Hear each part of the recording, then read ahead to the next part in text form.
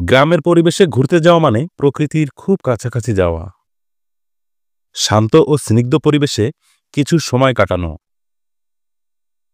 আর গ্রামের নির্মল বাতাস, সবুজ মাঠ এবং স্থানীয় মানুষের সরল জীবনযাত্রা শহরের কোলাহল থেকে মুক্তি এনে দেয়।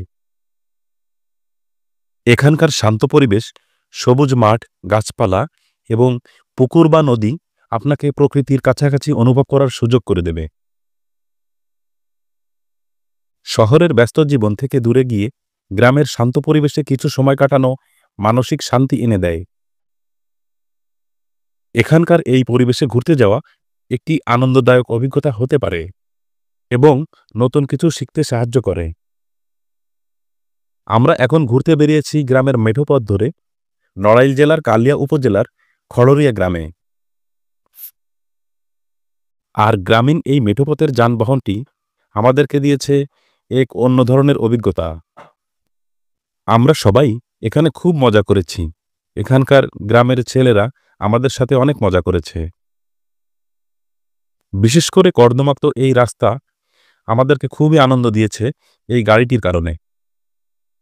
প্রকৃতির সৌন্দর্যের অপরূপ লীলাভূমি যেন এই গ্রামটি, যার ফলে গ্রামের এই সৌন্দর্য আকৃষ্ট করবে যে কাউকেই। তাই আপনারও চাইলে এখানে আসতে পারেন।